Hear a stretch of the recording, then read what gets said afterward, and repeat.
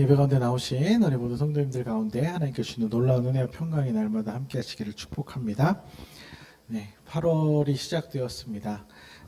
요즘 날씨를 생각하면 8월 중순도 한참 지난 것 같은 그런 느낌인데 이제 8월 시작했습니다. 이번 주는 또 다시 폭우예보가 있더라고요. 그래서 여러분들 궂은 날씨 가운데도 8월 한 달 지치지 마시고 힘내시면서 말씀도 깊이 묵상하시고 또 기도의 시간도 깊이 가져보시는 그런 은혜로운 한 달로 삼으시기를 주님의 이름으로 축복합니다. 우리 지난 시간에는 지혜에 대해서 정리하면서 지혜는 저절로 얻어지는 것이 아니라 구하는 자에게 주시는 것이다. 이렇게 함께 말씀을 나눠봤습니다. 그렇게 또 한 달 동안 우리가 지혜에 대해서 살펴봤는데 이제 그런 의미에서 그렇다면 우리가 그런 지혜를 얻기 위해서 구해야 되는데 하나님께 구해야 되는데 그러면 구하는 것은 어떻게 할 것인가? 어떻게 하나님께 구하며 나아갈 것인가? 이 주제로 넘어가면 좋을 것 같은데요. 즉 기도는 무엇이고 기도는 어떻게 해야 하는 것이고 기도는 어떤 의미인지 말씀을 통해 한번 한 달 동안 살펴보는 귀한 시간을 가졌으면 좋겠습니다. 우리 사랑하는 성도님들 기도하고 계시죠? 네. 짧게든 길게든 기도하시죠. 일어나서든 아니면 자기 전에든 아니면 밥 먹기 전에라도 여러분들 기도하시잖아요. 그렇죠? 우리가 기도하는 이유는 우리의 기도를 하나님께서 들으시기 때문입니다. 하나님께서 우리의 기도를 듣고 계신다는 믿음이 있기 때문에 기도를 하게 된다는 것이죠. 아닌가요? 하나님 안 들으시는데 그냥 하는 거예요.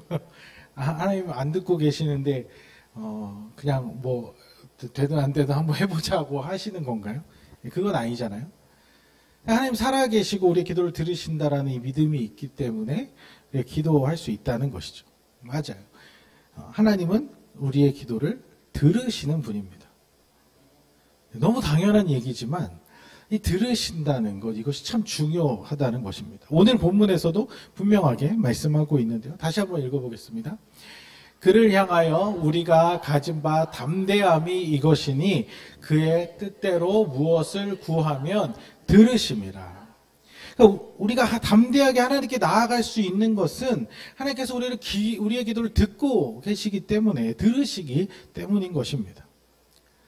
근데 여기서 들으신다는 의미, 이거 되게 쉬운 것 같지만 여러분들 들으신다는 것을 어떻게 이해하고 계신가요? 여기서 사용된 헬라어 아쿠는 아주 흔한 단어입니다. 우리가 흔하게 사용하는 듣다, 같은 의미예요. 근데 그냥 이 듣다라는 말이 잘 생각해 보면 굉장히 여러 가지 의미를 가지고 있다는 것입니다. 사전을 보면 듣다의 첫 번째 의미는 단순히 소리를 듣는 것을 말하는 거거든요. 음파의 진동을 우리의 감각기관이 알아차리는 것을 말하는 거예요. 근데 하나님은 육체로 존재하시는 분이 아니시기 때문에 사실 우리의 기도를 단순히 소리로만 듣는다는 그런 의미는 아니겠죠. 간혹 어떤 분들은 하나님께서 크게 소리를 내어 통성으로 기도해야만 더 잘 들으신다고 오해하시는 분들이 있는데 그렇지 않습니다. 조용히 기도해도 다 들으십니다. 물론 그 마음이 너무 간절해서 큰 소리로 부르짖으며 기도하는 것은 자연스러운 일이에요.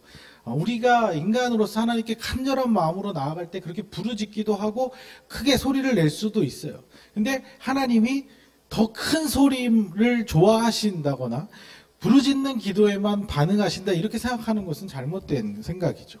상황에 맞게 때에 맞게 기도할 필요가 있습니다. 그래서 그 엘리야 선지자도 그래서 바알 선지자들을 조롱하면서 이렇게 얘기한 적이 있는데요. 한번 열왕기상 18장 27절 함께 읽어보겠습니다. 정오에 이르러는 엘리야가 그들을 조롱하여 이르되 큰 소리로 부르라. 그는 신인즉 묵상하고 있는지 혹은 그가 잠깐 나갔는지 혹은 그가 길을 행하는지 혹은 그가 잠이 들어서 깨어야 할 것인지 하며. 재밌죠? 바알 선지자들의 기도에 아무런 반응이 나타나지 않자 더 큰 소리로 부르라고 조롱하듯이 이야기를 하는 것입니다. 그러니까 어떤 신적 존재가 우리의 어떤 소리에 반응한다고 생각하는 건 되게 우스운 일이라는 것이죠. 그러니까 하나님이 우리 기도를 들으실 때 이 듣는다는 의미는 그 이상일 것입니다. 듣다의 두 번째 의미는 이런 것인데 이게 아마 가장 가까운 의미일 거예요. 뭐냐면 주의 깊게 듣는 것, 귀를 기울여서 그 내용에, 그 말이나 소리의 내용을 파악하려고 귀 기울이는 것, 그것을 말하는 것입니다. 우리가 때로 우리 생각으로 하나님께 막 기도하면서도 우리 기도를 과연 듣고 계시는 것일까? 이런 의문이 들 때가 종종 있기도 하죠. 근데 분명히 우리의 그 기도의 내용에 귀를 기울이고 계시는 것, 그것이 맞다는 것입니다. 왜냐? 하나님은 살아계신 존재이기 때문입니다.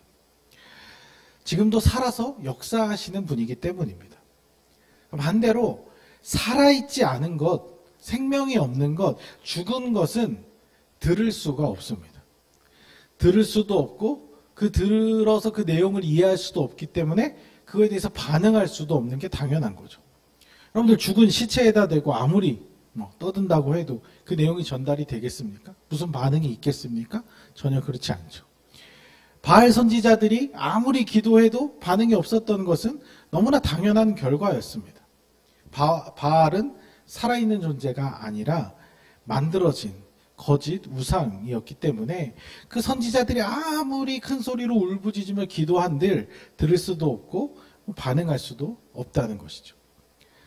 그런 의미에서 우리가 자주 흔하게 사용하는 그런 표현처럼 하나님과의 기도는 하나님과의 대화다. 이 표현이 참 중요합니다. 왜냐하면 대화는 살아있는 존재와 살아있는 존재가 하는 것이기 때문에 그래요. 죽은 존재랑 대화하시는 분 계신가요? 네. 그럴 수 없죠. 그럼 안 되는 거죠. 근데 왜 사람들은 살아있는 하나님이 아닌 우상이나 신들에게 기도하면서 그 신이 듣는다고 생각을 할까요? 우리의 믿음대로라면 유일하신 하나님 외에는 어떤 신적 존재도 있을 수 없고 살아있을 수 없고 그것은 다 사람들이 만들어낸 거짓 우상일 뿐인데 왜 사람들은 그렇게 어떤 신적 존재가 기도를 하면 듣는다고 생각을 할까요? 그것은 사실 착각입니다. 인간들이 빚어낸 거짓된 신념일 뿐입니다.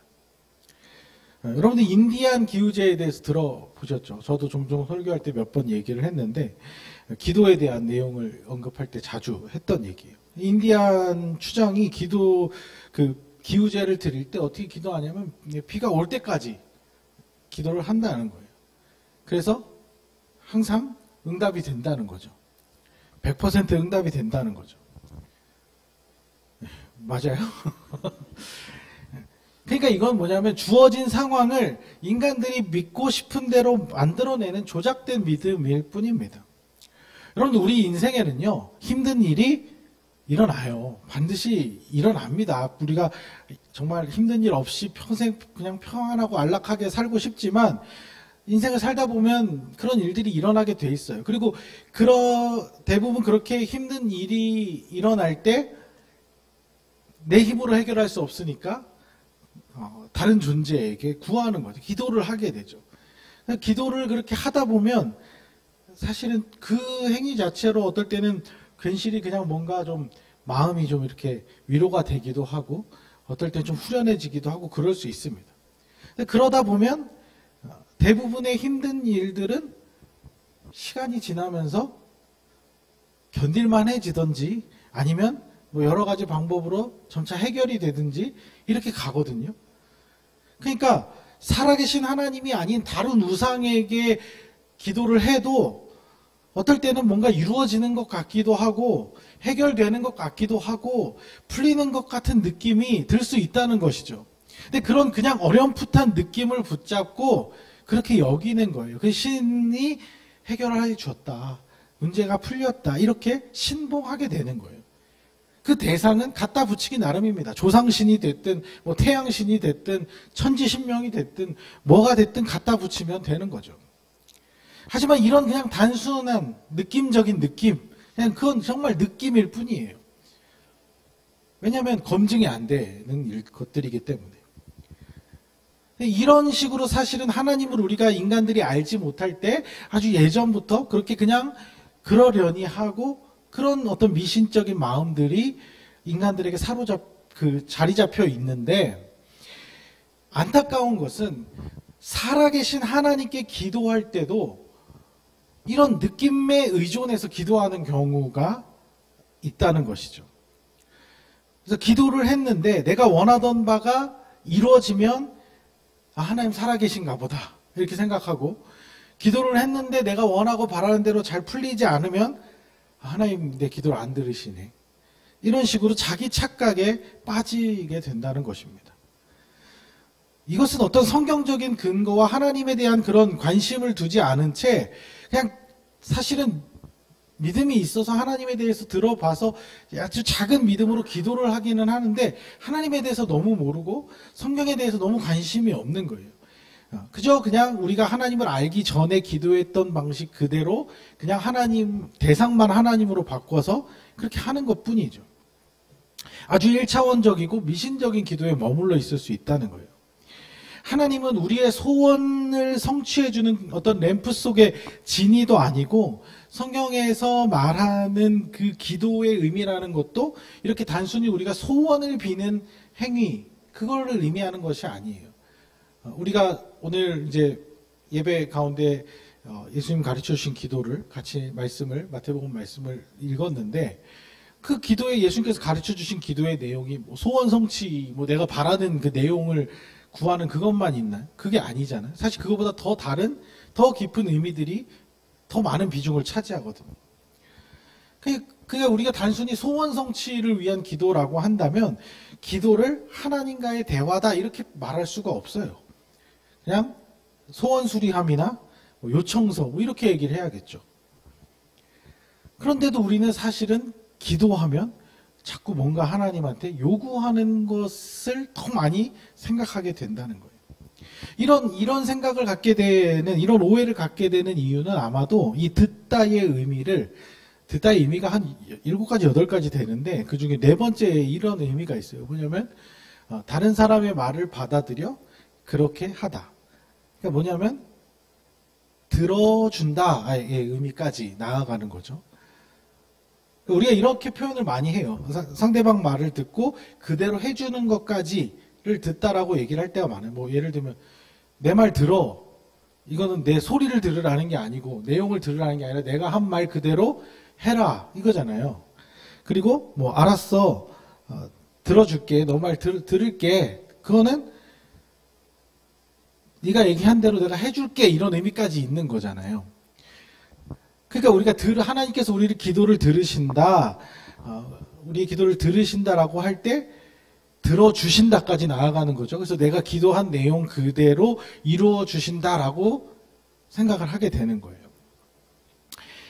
그런데 이렇게까지 의미를 확장하는 것은 조금 위험합니다. 성경의 의미를 좀 왜곡할 수 있어요. 하나님께서 들으신다고 했지 다 들어주신다고까지는 안 하셨거든요. 주의 깊게 우리의 기도의 내용을 살피시고 주의 깊게 이렇게 들으신다고 하신 거지, 너가 기도한 내용 그대로 내가 다 이루어 주겠다 이런 의미로 말한 것은 아니잖아요. 여기서 약간 실망한 사람들이 있을 수 있어요. 들어주시는 게 아니라고? 그럼 그냥 들으시기만 하겠다고? 그럼 일단 얘기해봐라, 들어보겠다, 약간 이런 건가? 어떻게 될지 모르겠지만 일단 이야기나 해봐라, 이런 건가? 약간 이렇게 생각이 들어서 조금 실망감이 드실 수도 있어요. 근데 이런 생각이 드는 것도 마찬가지로 내가 하나님께 요구하는 사항들이 성취되느냐 안 되느냐, 이루어지냐 안 이루어지냐, 여기에만 우리가 너무 초점을 맞추고 있기 때문에 그런 것입니다. 근데 여러분들 누군가랑 대화를 할 때 그렇게만 대화하시나요? 요구사, 내가 원하는 누구를 만나서 대화를 하는데 얘기를 하는데 앞에 얘기는 사실은 다 그냥 하는 얘기고 중요한 건 내가 뭘 이 사람한테 요청해야지 그 생각만 가지고 사람을 만나고 대화를 하고 그러시나요? 그건 아니잖아요. 그렇게 하면 사실 관계를 맺을 수가 없습니다. 인간관계를 이어갈 수가 없어요. 대화는 그런 것이 아니에요. 대화는 살아있는 인격적인 존재와 또 다른 살아있는 인격적인 존재가 서로의 생각과 마음을 이해하고 소통하는 그런 가장 기본적인 방식, 커뮤니케이션이에요. 어떤 목적을 달성하기 위해 이야기를 나누는 것을 넘어서 그냥 자신의 생각과 느낌과 마음을 전달하고 상대방의 생각과 느낌을 듣고 이해하면서 공감하면서 조율하고 맞춰가는 인격적인 교제가 대화인 것이죠. 여러분들 막 그런 그 젊은 사람들이 이렇게 소개팅 같은 거 하잖아요. 맞선 이런 거 하잖아요. 그러면은 그럴 때 나가서 대화하려고 그러면 되게 뭔가 부담스럽고 뭔 얘기 해야 될지 모르겠고 막 그렇잖아요. 왜 그럴까요? 목적이 있으니까 그래요. 편하게 그냥 인간 대 인간으로 인격 대 인격으로 자연스럽게 서로를 알아가고자 하는 것이 아니라 이 사람이 나랑 연애를 할 만한 사람인가 결혼을 할 만한 사람인가 이걸 따지면서 이렇게 해야 되니까 어떤 목적을 가지고 사람을 만나고 이야기하니까 자연스러울 수가 없는 거예요. 부담스럽게 되는 거예요. 기도도 마찬가지예요. 어떤 목적을 가지고만 하나님께 나아가지 마시기 바랍니다. 그러면 하나님과의 관계가 굉장히 이렇게 부담스럽고 피상적이고 어색해질 수밖에 없어요. 그냥 하나님을 어떤 목적을 두고 만나는 것이 아니라 내 사랑하는 부모님과 사랑하는 친구들과 만날 때 그냥 편하게 얘기하듯이 하나님 저 왔습니다. 오늘 하루도 힘차게 시작해 볼게요. 어젯밤에는 마음이 좀 힘들기도 했는데 이제 좀 괜찮아진 것 같아요. 오늘은 하나님 말씀대로 한번 잘 살아보려고 힘쓸게요. 하나님 함께 해주세요. 힘도 주세요. 이렇게 자연스러운 대화를 매일매일 쌓아가는 것이 그것이 우리의 기도의 삶이라는 것이죠. 그럼 갑자기 정색하고 작정해서 형 기도 잘 안 하다가 갑자기 하나님 하고 너무 그냥 저 지금 당장 통장에 1,000만 원이 빵꾸가 났는데 하나님밖에 제가 도와줄 존재를 못 찾겠어요. 제가 지금부터 간절한 마음으로 일주일 동안 작정하고 기도할 테니까 일주일 안에 이 문제를 꼭 해결해 주세요. 제 생각으로는 생각지도 못한 사람이 나타나서 이렇게 돈 봉투를 쥐어주고 가면 그게 제일 좋은 방법일 것 같거든요. 근데 그 방법은요, 하나님이 알아서 하시고요. 일단은 일주일 드리겠습니다. 저 하나님만 믿어요. 하나님만 바라고 있을게요. 이게 대화입니까? 협박이지. 이런 기도에서 어떤 하나님과의 인격적인 교제를 경험하고 형성할 수 있겠습니까? 보통 이런 식으로 대화를 한다면 관계는 악화되고 손절당하기가 더 쉬울 거예요. 하나님 너무나 사랑이 많으셔서 우리를 손절까지는 하지 않으시겠지만 아마 사람한테 그렇게 한다면 당장 전화 차단당하실걸요. 그런데 저도 지금까지 신앙생활 하면서 하나님께 기도했던 모습들을 돌아보면 이런 식으로 잘못 기도할 때가 종종 꽤 자주 있었던 것 같아요. 하나님은 살아계신 분인데 우리는 나도 모르게 비인격적인 대상으로 여기면서 대할 때가 참 많다는 것이죠. 왜 우리의 기도가 이런 미신적인 기도나 자기 소원 성취의 수준에 머물게 되는 것일까? 왜 하나님과 인격적인 그런 깊은 관계를 맺어가기 어려운 것일까? 그 이유는 여러 가지가 있을 수 있겠지만 저는 무엇보다 우리의 영혼이 어쩌면 풍성한 하나님의 생명력 가운데 들어가지 못했기 때문에 그 하나님의 풍성한 생명력을 누리지 못하고 있기 때문이라는 그런 생각이 들었어요. 무슨 말이냐면 앞에서 정리한 것처럼 대화는 살아있는 존재와 살아있는 존재가 나누는 거라고 했잖아요. 근데 하나님 살아계셔요? 안 살아계셔요? 네. 하나님 주무셔요? 하나님 딴 일 하셔요? 아니잖아요.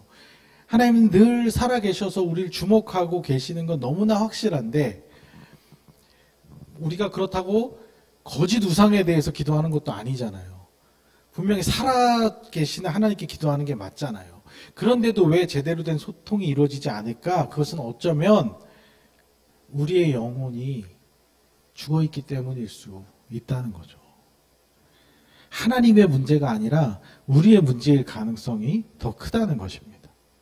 우리의 영이 죽어있거나 생명력이 아주 피폐해진 상태이기 때문에 이게 소통이 잘 안 되고 우리도 막연하게 그냥 기도하게 될 수 있다는 거예요. 아니, 숨만 잘 쉬고 있는데 그게 무슨 소리냐 이렇게 하실 수 있지만 단순히 육체의 생명을 이야기하는 것이 아니잖아요. 우리의 영이 하나님의 생명력으로 풍성하게 차고 넘쳐야만 영적 생기를 회복하고 살아있는 존재로서 하나님과 대화도 하고 소통도 할 수 있다는 것이죠. 지금까지 나눴던 이야기를 조금 표로 정리해 보면 좋을 것 같은데요. 한번 화면을 보시면 먼저 기도하는 주체에 대해서도 생명이 있냐 없냐로 나눌 수 있고, 기도를 받는 대상 역시 생명이 있냐 없냐로 이렇게 나눠 본 거예요. 자, 여기서 예수 십자가의 보혈과 상관없이 여전히 영적 죽음의 상태에 놓여 있는 존재가 생명이 없는 거짓, 그러니까 생명이 없는 존재가 생명이 없는 대상에게 기도를 한다. 근데도 자기가 기도라고 생각하는 것은 이건 착각이에요. 그냥 그러려니 자기가 그렇게 여기는 것일 뿐이에요.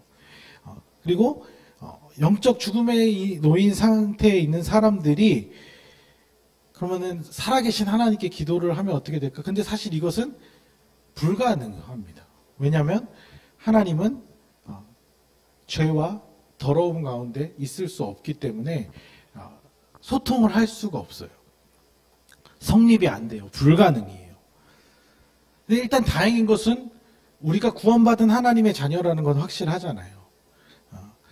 죄로 인한 영적인 죽음에서 구원받은, 영생을 약속받은 하나님의 자녀인 것은 확실하잖아요.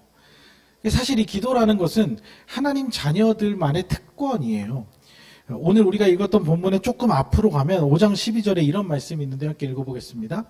아들이 있는 자에게는 생명이 있고 아들이 없는 자에게는 생명이 없느니라. 그러니까 예수님을 통해서 새 생명을 얻었기 때문에 기도도 가능한 것이고 하나님을 인식하는 것도 가능하다는 것이죠.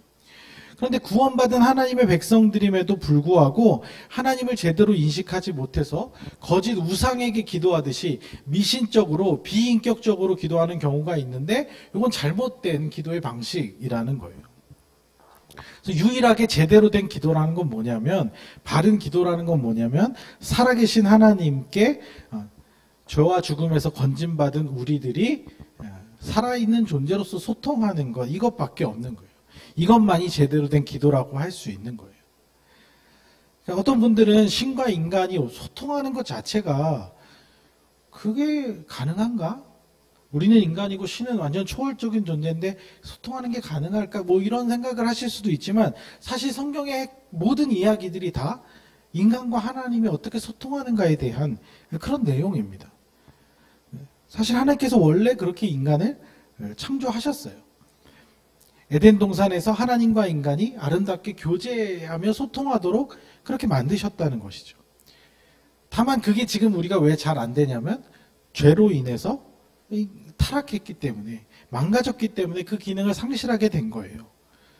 근데 우리가 성경의 내용을 아시겠지만 이렇게 살펴보면, 구약의 이야기들을 살펴보면 완전히 소통이 불가능했냐? 그건 아니고 하나님의 주도적으로 하나님께서 강력하게 소통하길 원하시면 가끔씩 소통이 됐습니다. 어떻게요? 뭐 노아나 아브라함이나 야곱이나 모세 같은 경우, 이들은 하나님을 몰랐어요. 하나님 어떤 분인지 제대로 잘 몰랐는데 하나님이 그들을 찾아오셔서 그 소통을 사실은 거의 주도적으로 이끌어 가셨죠. 그래서 말씀하셨고 그들 하나님의 메시지를 전했고 그 사람들은 그 메시지에 반응을 해서 하나님의 역사들이 이루어지게 된 거죠. 이 모든 소통을 가능하게 된 것이 다 하나님의 전적인 주도적인 의지였다는 거예요. 그리고 모세 이후로는 하나님께서 제사장이나 예언자들을 통해서 제한적이긴 했지만 그들에게 말씀하심으로써 이스라엘 백성과 이렇게 소통을 하셨단 말이에요. 근데 하나님은 그렇게 그냥 불편하고 제한적인 소통에서만 머물 것이 아니라 다시 원래 창조의 상태 그 이상으로 회복하기 위해서 하나님의 아들 예수님을 우리에게 보내주셨고 우리의 죄의 문제를 해결하심으로 다시 살아있는 존재로 다시 생명이 있는 존재로 하나님께 나아갈 수 있도록 지금 회복시켜 주신 거예요. 그게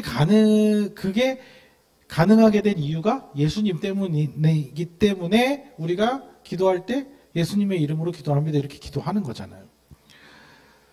그런데 그게 완전히 회복된 상태가 지금 아니에요. 우리가 영원한 하나님 나라에 가기 전까지 이 땅 가운데 살 때는 하나님과 그냥 툭 터놓고 그냥 아무 때나 소통할 수 있는 게 아니라 우리도 이 죄악된 세상 가운데 살아가기 때문에 마치 이렇게 여러분들 전화할 때 잘 안 터지는 데서 이렇게 전화하면 이게 들리는 것 같기도 안 들리는 것 같기도 하고 끊기기도 하고 그런 상태인 것과 비슷해요.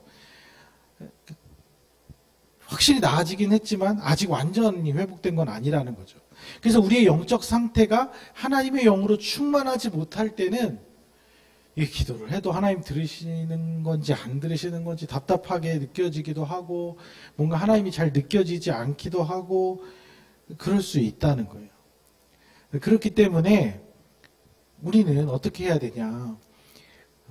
날마다 우리의 삶 가운데서 최대한 죄와 멀리하며 죄와 싸우며 거룩함을 추구하는 그런 영적 생명력을 회복하는 그런 삶의 태도들을 통해서 우리의 안에 성령의 충만한 그 하나님의 생명력이 넘쳐날 때 기도가 더 깊어질 수 있고 하나님과 더 소통이 깊어질 수 있는 거예요. 우리가 현실 세계에 갇혀갖고 바쁘다고 힘들다고 이런저런 핑계로 하나님을 가까이 못하고 그렇게 살아가다 보면요. 그게 하루하루 한 주 한 주 반복되다 보면 우리의 영혼은 점점 생명력을 잃어가게 되고 그러다가 어느 순간에는 이게 기도를 해도 기도가 잘 안 되고 이게 기도를 내가 해도 마음에 별로 이렇게 기쁨도 없고 그렇게 된다는 거예요.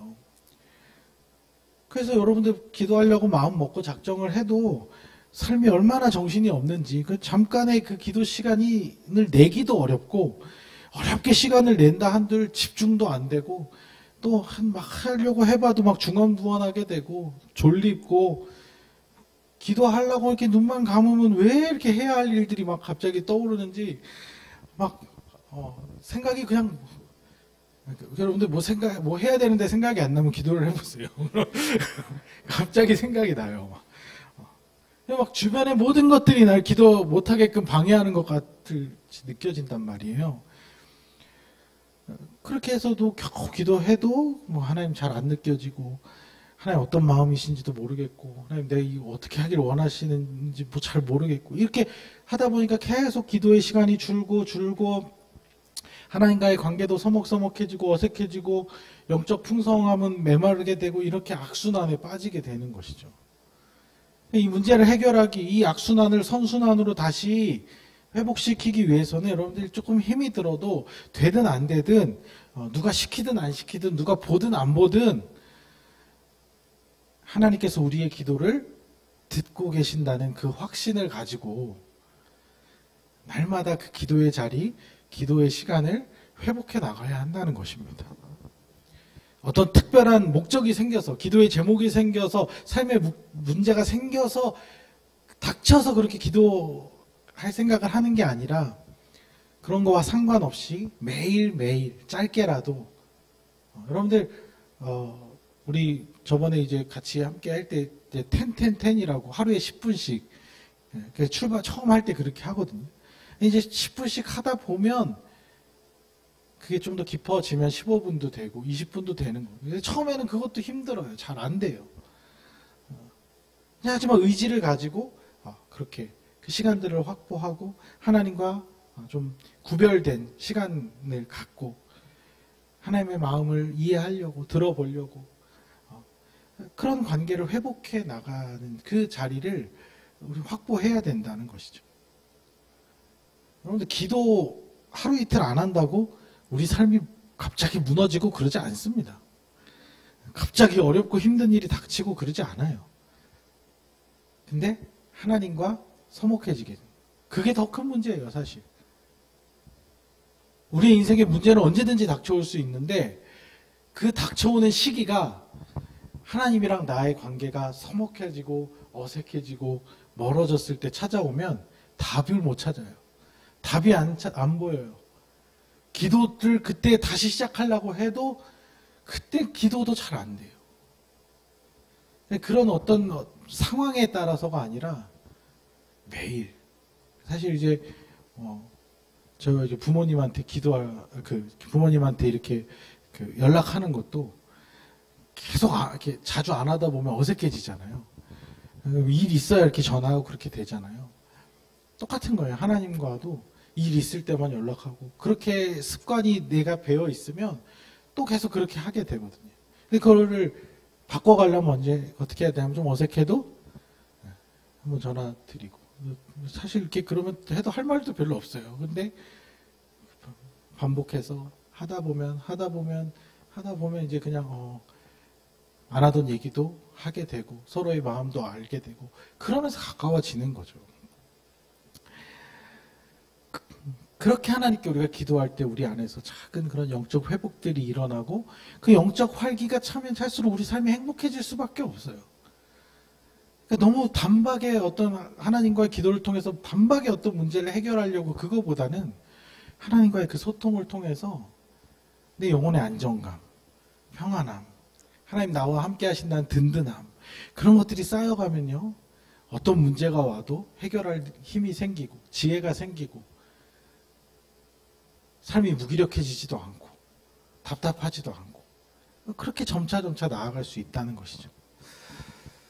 여러분들 기도를 또 다른 말로 영적 호흡이라고 하잖아요. 숨을 제대로 안 쉬는데 어떻게 활력이 생기겠습니까? 여러분들 우리는 하나님과의 풍성한 관계 속에서 살아갈 때 생명력 넘치는 활기 있는 인생을 살 수 있는 하나님의 자녀라는 것을 잊지 마시기 바랍니다. 우리의 정체성을 잊지 마시고 잃어버렸던 기도의 시간, 사라졌던 기도의 자리를 회복하셔서 하나님과의 깊고 풍성한 교제를 날마다 누리시는 우리 모든 성도님들 되시기를 주님의 이름으로 축복합니다.